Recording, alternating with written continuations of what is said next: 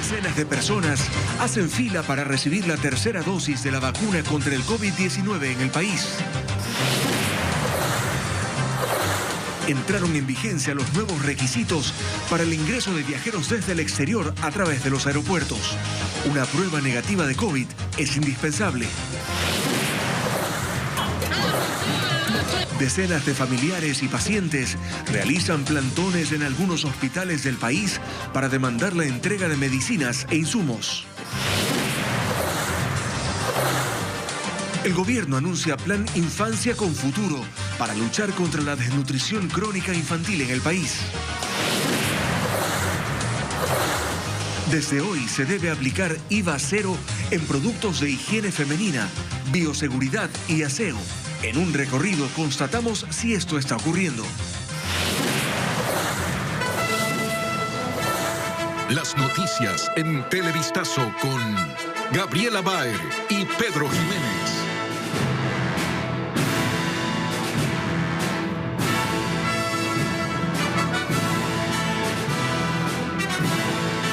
Amigos, ¿qué tal? Buenas tardes. Bienvenidos a esta emisión de Noticias en Televistazo. Comenzamos las noticias contándoles que ha empezado ya la aplicación de la tercera dosis, la dosis de refuerzo contra el COVID-19. Hola Gaby, ¿qué tal? Hola Pedro, amigos, bienvenidos. Cientos de ciudadanos acudieron a los puntos de vacunación para vacunarse por tercera vez ante la alerta mundial por la nueva variante Omicron. Diego Cuenca recorrió los vacunatorios en Guayaquil durante esta primera jornada. Desde temprano se formaron filas de personas que buscaron reforzar su inmunización contra el COVID-19. Ya que es solicitado por la empresa, tenemos que estar protegidos más nosotros para proteger a nuestras familias. Uno de los puntos de vacunación se instaló en el Parque California, en el noroeste de Guayaquil. Hasta ahí llegó Jorge Zambrano. Por mi cuidado personal. Segundo, por mis estudiantes. Tercero, por la comunidad y por seguridad de mis hijos. Desde este 1 de diciembre, toda la población puede acceder a la vacuna de refuerzo, pero después de 6 meses de haberse colocado la segunda dosis, como explica Eduardo Cedeño, jefe distrital del Ministerio de Salud. En los puntos ya hemos podido ver la gran afluencia que se está dando de las personas que están acudiendo a aplicarse su dosis de refuerzo siempre y cuando ya hayan tenido sus 6 meses de haberse aplicado su segunda dosis. La mayoría de la población que acudió a los centros de vacunación son personas mayores de 18 años, quienes están en busca de la dosis de refuerzo ante la amenaza de la nueva variante Omicron. Ciudadanos con temor por la nueva cepa del virus esperaron para inocularse en la terminal terrestre Pascuales. Es un refuerzo más que tenemos para nosotros, para cuidarnos más. Tenemos que tener cuidado y siempre ponerse todas las vacunas. En Guayaquil, el COE cantonal ya estableció medidas para evitar nuevos contagios en espacios públicos y privados. La revisión de todos los espectáculos públicos masivos, los cuales se van a reducir al 50% de aforo. Estamos tratando de que algunos se posterguen o se cancelen. Mientras la Facultad de Arquitectura de la Universidad de Guayaquil recibió a personas de la tercera edad y también a sus estudiantes. Todos pueden reforzar su inmunización contra el coronavirus, hasta en los centros de salud más cercanos. Mientras que en Quito, las personas mayores de 18 años y que recibieron la segunda vacuna anti-COVID hace 6 meses, acudieron hasta el Coliseo de la Universidad Central para aplicarse la dosis de refuerzo. Esta mañana hubo gran afluencia de ciudadanos en ese punto de inmunización. El Ministerio de Salud dispuso además 3 lugares masivos en la capital, además de los centros de salud, para aplicar estas dosis. También informó que continúa el proceso de inmunización de niños y niñas mayores de 5 años. Desde hoy se aplican las restricciones en los vuelos aéreos que llegan a Ecuador. Andrea Báez nos ha preparado un informe para saber cómo se desarrolla la jornada en los aeropuertos del país. Escuchemos. Desde las 0 horas de hoy miércoles entraron en vigencia las restricciones para todos los pasajeros que deseen ingresar a territorio nacional. Asimismo, las autoridades han mencionado la prohibición del ingreso de personas desde 8 países de África. Según las autoridades, estas medidas se han tomado como medidas de prevención ante el anuncio de la nueva variante Omicron, que ya reporta varios casos en diferentes países. Para los mayores de 16 años, los requisitos son la presentación de una prueba PCR PCR realizada dentro de las 72 horas previas al embarque y además el certificado carnet de vacunación en el que conste que la persona tiene las dosis completas. Mientras tanto, en el Aeropuerto Internacional José Joaquín de Olmedo de la ciudad de Guayaquil, desde la madrugada de este miércoles, varios pasajeros provenientes del exterior ya tuvieron que sujetarse a las nuevas disposiciones. Nos pidieron para la prueba PCR, el carnet de vacunación, y eso es todo. Todos los papeles de lo que es la vacuna, con la tarjeta, como es el certificado del test. Las autoridades también han mencionado que las restricciones rigen también para los pasajeros con vuelos hacia Galápagos. Asimismo, las autoridades aeroportuarias han mencionado que si durante uno de los vuelos se detecta algún caso sospechoso de COVID-19, se realizará la prueba PCR al pasajero y de arrojar un resultado positivo se dispondrá un aislamiento de 14 días. La Organización de Naciones Unidas para la Infancia, UNICEF, pide al COE Nacional que revea su decisión de posponer el retorno a clases presenciales. Según el organismo, el retorno a clases ha sido un proceso altamente positivo, con el que los niños están felices y aprenden más. Asegura que la evidencia demuestra que las escuelas no son foco de contagio y que un retorno seguro a clases es posible.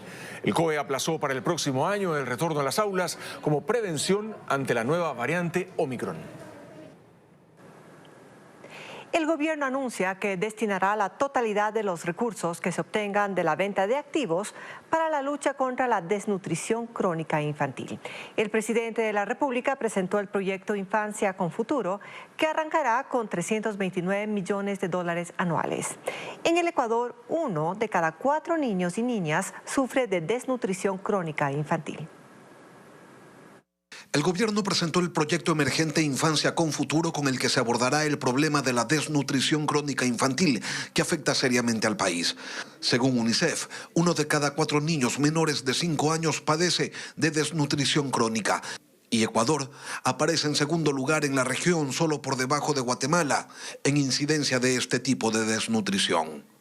Por ello se destinarán 329 millones de dólares anuales para iniciar este proyecto y habrá otras acciones para evitar la falta de recursos. Me comprometo que la venta de activos del Estado, como la venta de un banco comercial de propiedad del Estado, como es el Banco del Pacífico, todo su dinero hasta el último centavo formará parte de este fondo exclusivamente dedicado a la lucha contra la desnutrición crónica infantil. Según datos del Ministerio de Salud al 2018, las provincias con mayor índice de desnutrición crónica infantil eran Santa Elena con un 28.9%, Bolívar con un 28.3% y Chimborazo con un 27.4%.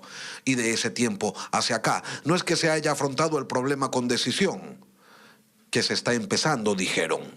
Algo muy importante que me indicaron fue cómo alimentar y alimentar a mi bebé, además de la importancia de llevarle al médico. Si observamos la situación en los cantones, una investigación de la Pontificia Universidad Católica del Ecuador indica que en Guano el 62% de los niños menores de 5 años padecen de desnutrición crónica, y en Alausí es el 57% y en Guamote el 55%. Así nace Infancia con Futuro. Primero, asegurando las prestaciones básicas a 331.000 beneficiarios entre mujeres embarazadas, niños y niñas menores de 2 años.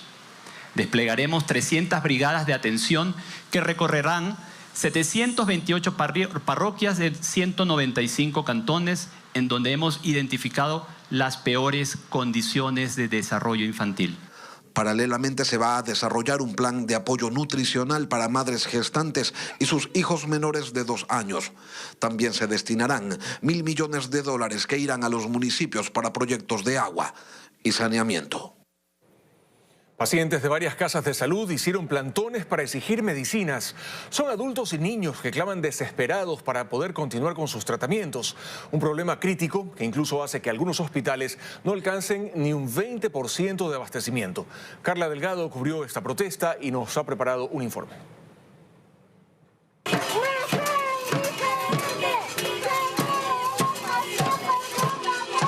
Las voces cada vez son más fuertes, así como su indignación. Ni siquiera hay paracetamol, no hay vancomicina.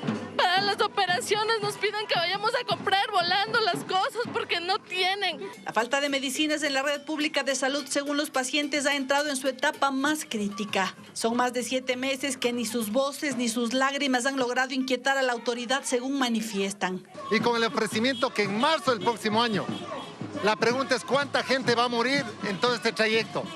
La situación en este hospital es cada vez más crítica, pues según información de los mismos médicos, ya solo existiría un abastecimiento de 19%. Pero esta vez los reclamos no solo salieron de aquí. Afuera del Hospital de Niños Vaca Ortiz, perteneciente al Ministerio de Salud, también reclaman. A pesar de que incluso varias casas de salud de esta red fueron declaradas en emergencia. Una medida que tampoco ha logrado solucionar el problema. Niños acompañando a sus madres para pedir ayuda. Con sus pequeñas manos apenas logran sostener el cartel.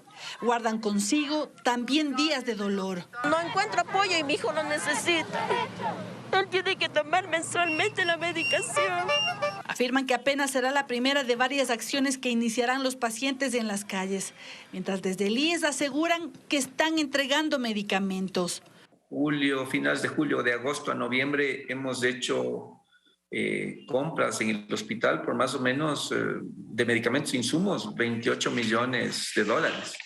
Pedimos una versión al Ministerio de Salud para saber cómo resolverán esta situación. Sin embargo, nos informaron que enviarán un comunicado más tarde. Mientras, en el Hospital del Niño Francisco de Icaza Bustamante existe un 60% de desabastecimiento de medicamentos. Por ello son desgarradores los testimonios de los padres de los menores, quienes tienen que comprar los fármacos. Merlin Ochoa nos tiene los detalles. Así se ven los exteriores del Hospital de Niño Francisco de Icaza Bustamante, ubicado en el sur de Guayaquil, durante la madrugada de este miércoles. Ahí, en el piso, duermen los padres de los menores de edad hospitalizados. Una de ellas es Mónica Barone, quien dice que eso no es lo más doloroso, sino ver que la salud de su hija, de 1 año de nacida, se deteriora porque tiene un problema cardíaco. Todo lo que tiene mi hija es quirúrgico. ¿Por qué no se la hacen aquí? Porque no hay los insumos médicos. Aparte que no hay los insumos médicos, la máquina que ella necesita, que es la que hace la función del corazón, o sea, la máquina está dañada. No es el único caso. María prefiere ocultar el rostro y nos cuenta que a veces no come para comprar los medicamentos de su pequeño. Incluso sueros no hay, eso nos mandan a comprar afuera. ¿Y cuánto gasta al día en todo esto que tiene que comprar? $20. Mientras que el hijo de José tiene un tumor en la pierna, todos los días lucha para conseguir dinero. Para hacer quimioterapia con $45. ¿Gasto en medicamentos? Gasto en medicamentos, pero por acá, por allá me mandan. ¿Y aquí qué le dicen? Más que todos los doctores atienden, pero simplemente sin nada. El gerente de este hospital acepta que hay un problema y agrega que el desabastecimiento de insumos y medicamentos en esta casa de salud bordea el 60%. Pero estamos con los procesos de cierre en proceso de adjudicación y los procesos de compra en proceso de culminación. ¿Este 60% de desabastecimiento de qué medicamentos son? Es variado, la lista es muy variada de medicamentos. Indica que es un tema de presupuesto, pues el asignado en este año tuvo una reducción de aproximadamente 40%. El Francisco de Icaza Bustamante es un hospital de tercer nivel de especialidades de referencia nacional. ¿Pero tienen todo el presupuesto que requieren al menos? El presupuesto que nos asigna el Ministerio de Salud Pública. Evidentemente, en términos generales, el presupuesto asignado en todas las unidades hospitalarias ha sido el menor al proyectado de inicio de año. La autoridad estima que hasta fin de año puedan adquirir más medicamentos e insumos, mientras los familiares de los menores viven una angustia diaria, pues en algunos casos la salud de sus hijos empeora.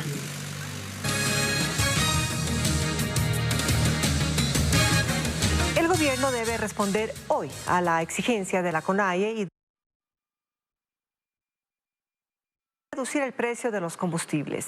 En Carondelet analizan el tema mientras las organizaciones mantienen la expectativa. Francisco Garcés nos cuenta más.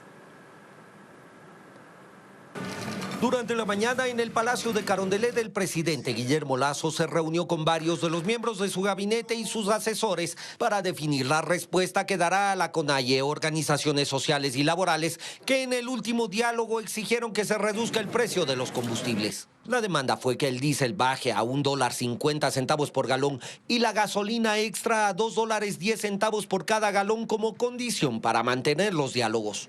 Al respecto, en la tarde el gobierno enviará por escrito su respuesta. Las instancias competentes del gobierno nacional están ultimando el análisis y la redacción de la respuesta que debe entregarse a las organizaciones sociales. En la CONAIE hay expectativa por el anuncio. Si es que no tenemos respuestas concretas, no volvemos a dialogar, a conversar. Sea cual sea la respuesta, para las organizaciones indígenas la agenda ya no se centra exclusivamente en el precio de los combustibles. Es que para ellos el gobierno sigue impulsando políticas neoliberales y de privatizaciones. Que el gobierno está provocando una reacción. Va a salir del control de quienes ahora están en las dirigencias. Por eso el gobierno tiene claro que el diálogo con esa organización prácticamente está roto y que no dependerá de la respuesta a las últimas exigencias. Examinar cuáles son los escenarios y en medio de todas las dificultades ejercer los derechos y cumplir las obligaciones que la democracia, la Constitución y la ley establecen. La CONAIE mantiene coordinación con otras organizaciones indígenas, sociales y gremios y en conjunto iniciarían acciones de protesta contra el gobierno desde enero. Expectativa en la Asamblea Nacional por el debate que se realizará mañana en el Pleno sobre el informe de la Comisión de Garantías Constitucionales respecto al caso Papeles de Pandora, en el que aparece el nombre del presidente Guillermo Lasso. El oficialismo busca que el informe sea archivado. Paul Romero con los detalles. El caso Pandora Papers, en el que se le nombra al presidente Guillermo Lasso, será tratado este jueves en el Pleno de la Asamblea Nacional. Los legisladores debatirán y aprobarán una resolución sobre el informe de la Comisión de Garantías Constitucionales que concluyó que el mandatario incumplió con la ley que prohíbe a candidatos y funcionarios tener inversiones en paraísos fiscales, lo que se cataloga de grave crisis política y conmoción social. Hemos presentado las pruebas, pero ya será el Pleno de la Asamblea Nacional quien, como dije anteriormente, determine si acepta o no las recomendaciones. Bajo esta figura, el correísmo pretende destituir al presidente. Nosotros hicimos una recomendación que tiene que ver con el artículo 130.2, que eso obviamente está en la cancha de la Asamblea. Esto es por grave crisis política y conmoción interna. El oficialismo, la bancada del Acuerdo Nacional, Izquierda Democrática e incluso el Partido Social Cristiano no apoyarán la tesis del correísmo. El mismo no tiene sustento legal ni constitucional, de que en la comisión, para resumir, de los casi 12 millones de papeles filtrados en el tema Pandora, no se ha leído ni uno. Porque no podemos nosotros, un proyecto de resolución, determinar que existe conmoción social cuando obviamente no lo hay. Mientras tanto, en el movimiento Pachacuti hay división. Algunos buscaban desde un inicio una desestabilización más que una verdadera investigación. Existió dentro del informe varios indicios de que efectivamente el señor presidente de la República tiene todavía en paraísos offshore bienes y capitales. Para una eventual destitución del presidente se requieren 92 votos, que por ahora no existen. En la Corte Provincial de Pichincha se define si sigue o no el juicio por posible peculado en contra de Jorge Yunda y 13 personas más. El exalcalde demandó a uno de los jueces del tribunal. Jacqueline Rodas sigue la diligencia y nos preparó el siguiente informe.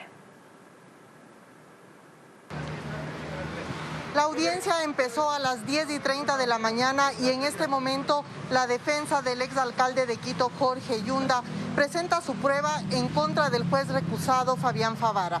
Recordemos que él es parte del tribunal que juzga a Jorge Yunda y a 13 personas más por posible peculado en la compra de 100.000 pruebas PCR. Este juicio se suspendió el pasado 21 de octubre justamente por esta demanda. Según la defensa de Jorge Yunda, el juez Favara habría mostrado animadversión, habría adelantado su opinión y no sería imparcial. Pero del otro lado, la defensa del juez cree que es una maniobra para dilatar el proceso. Escuchemos lo que opinaron antes de que se instale la audiencia. El juez Favara buscó migrar del rol de un juez garantista al ente acusador, algo que le corresponde únicamente a Fiscalía. Por tanto, el argumento es sólido y esto no es una herramienta para dilatarlo. Básicamente lo que alega el exalcalde es que el juez recusado, el doctor Favara, no está siendo imparcial en el desarrollo de la causa, que en el desarrollo de la causa desde el 6 de octubre constantemente no es un juzgador imparcial. Yo sostengo mi posición de que es una medida dilatoria. Además, hay que poner en escena de que el juez Favara no tiene antecedentes de ser un juez constantemente recusado, sino que por el contrario se conoce de su probidad. Lo que está en juego es la continuidad de la audiencia de juicio por posible peculado en contra de Jorge Yunda y 13 personas más con el juez Favara en el caso de que no se acepte la demanda de recusación. Pero si se acepta, el caso volvería a cero con nuevos jueces. Seguimos aquí en la Corte Provincial de Justicia de Pichincha pendientes del resultado. Seguro, Jackie, gracias por ese reporte desde Quito. En otras noticias, inició la visita al país de la delegación de la Comisión Interamericana de los Derechos Humanos que analizará la crisis carcelaria. Esta mañana mantuvo un encuentro con el canciller Mauricio Montalvo con énfasis en la situación de los presos. La comitiva también se reunió con la secretaria de Derechos Humanos, Bernarda Ordóñez, además con los ministros de Gobierno, Defensa, personeros del Servicio Carcelario y de la Policía Nacional. La misión internacional no ofrecerá declaraciones a la prensa y tampoco se ha permitido el acceso a los encuentros. Un motociclista falleció al sufrir un terrible accidente en la vía perimetral de Guayaquil. Cayó al perder el control de su moto tras haber golpeado a un divisor de carril y ese fue solo el comienzo. Carla Pinto con los detalles. Sobre la calzada quedó el cuerpo de un motociclista que murió tras accidentarse en la vía perimetral a la altura de la Universidad Politécnica en el noroeste de Guayaquil. Agentes de tránsito acudieron a la emergencia para determinar las causas de este fatal incidente. Un volcamiento de un motociclista de los delivery, de esos que cargan los bultos atrás, los cajones atrás, que se impacta contra uno de los divisores de carril para los paraderos que están ubicados en el sector. El viento fuerte en este sector pues lo hizo perder el equilibrio, se volcó hacia su costado izquierdo y cayó en la parte posterior de un tráiler que lo arrolló, ocasionándole la pérdida de la vida. El fallecido trabajaba repartiendo encomiendas en la ciudad. Es un señor de nacionalidad venezolana de 21 años. El joven se llama Jesús Manuel Rojas Guillén. Cuando los uniformados llegaron al sitio, solo encontraron a la víctima, ya que el tráiler huyó del sitio. Al señor le cayó debajo y se retiró. El señor siguió su camino. El cuerpo fue trasladado a la morgue. Familiares y compañeros del joven piden que se ubique al conductor del tráiler involucrado en este mortal accidente.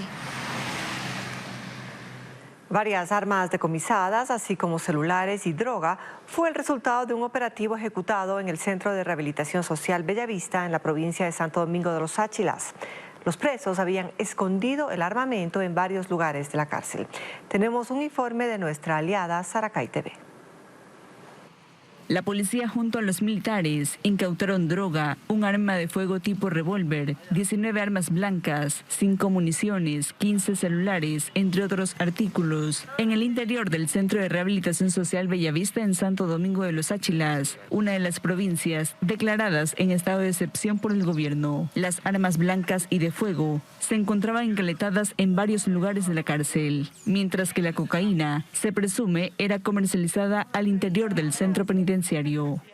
El arma de fuego se encontró en las jardineras del patio posterior del pabellón. Igual las armas blancas también tenían encaletadas en diferentes partes de las celdas de las personas privadas de la libertad.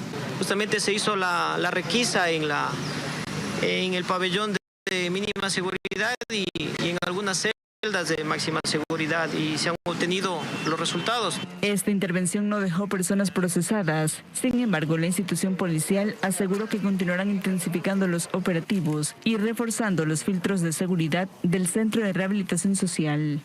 Están haciendo el levantamiento de estos teléfonos celulares, de estos móviles, a fin de poder establecer si con estos aparatos realizaban desde adentro algún tipo de delito o también un ilícito. En esta cárcel hay 1.811 personas privadas de su libertad cumpliendo sentencia por diferentes delitos. Continuamos con más noticias. Desde hoy está en vigencia la reducción del impuesto al valor agregado IVA en productos de higiene femenina, mascarillas y otros. Un equipo de Televistazo recorrió la capital y nos cuenta que en algunos locales comerciales aún se cobra este monto. Desde hoy se elimina el pago del 12% del impuesto al valor agregado IVA en productos de higiene femenina, pañales desechables populares, alcohol y gel antibacterial, mascarillas y otros. Lo establece la reforma tributaria del gobierno que fue publicada el lunes. Sin embargo, este miércoles, Yuli fue a comprar unas toallas higiénicas y constató que aún se está cobrando el impuesto. No se está cumpliendo. Al momento no se está cumpliendo. El valor del producto era de $2.71, pero la factura refleja el cobro de 33 centavos por concepto de IVA. Finalmente, pagó $3.04. Lo mismo le ocurrió a Rebeca con la compra de otros productos. Debían haberme cobrado 6,66 y me cobraron de IVA 80 centavos. Total salí pagando 7,47. Desde hoy era obligatorio aplicar IVA cero a los productos que contempla la ley, según el experto tributario Napoleón Santamaría. Sabemos, y es verdad, que la reforma se publicó hace 2 días, que todos los comercios han tenido solo un día para adecuar sus temas informáticos, sus temas de facturación electrónica, etcétera, sus temas administrativos y operacionales. Pero la realidad es que la ley rige y la ley tiene que cumplirse. La Cámara de Comercio de Quito dijo que sus socios aún se organizan para cobrar los nuevos precios y estiman ejecutarlos en máximo una semana.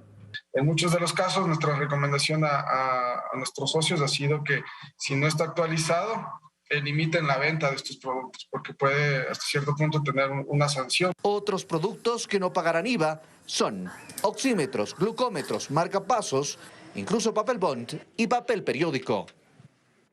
Ecuador y Colombia fortalecen el proceso de vacunación masiva ante la baja tasa de inoculados en la provincia de Carchi. Paola Andrade tiene los detalles de esta jornada.